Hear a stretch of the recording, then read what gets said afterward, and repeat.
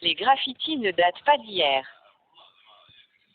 En effet, depuis l'Antiquité, l'homme n'a pas cessé d'écrire sur les peaux d'animaux ou sur les rochers.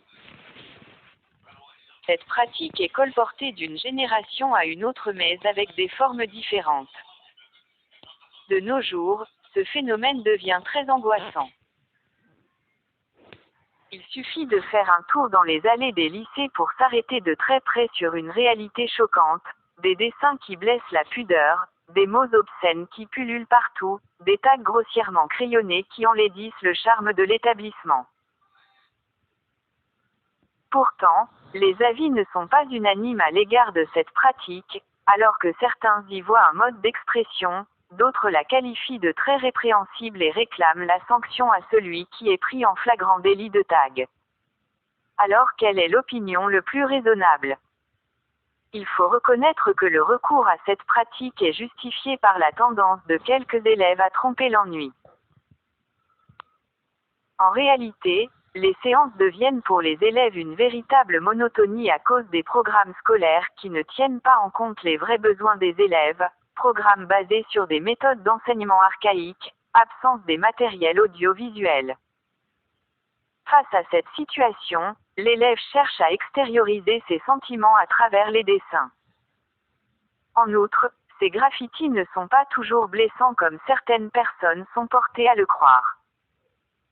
Parfois, on s'émerveille devant quelques tags dont l'exécution dénote un professionnalisme de son auteur.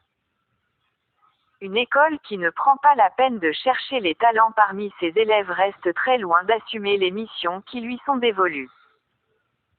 En revanche, ces arguments trouvent une sourde oreille chez l'autre camp qui ne cesse pas de crier haut et fort pour la lutte contre cette pratique. Pour ces derniers, les taggeurs sont des insolents. Dans la majorité des cas, ces graffiteurs agissent en cachette. Ils sont les ennemis de la beauté dans la mesure où ils enlaidissent les espaces scolaires.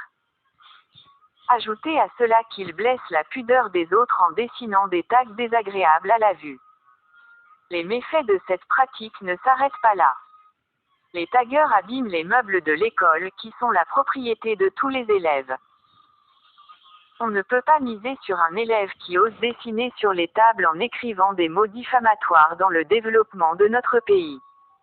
En guise de conclusion, je suis contre cette pratique car elle représente une charge de plus pour les femmes de ménage.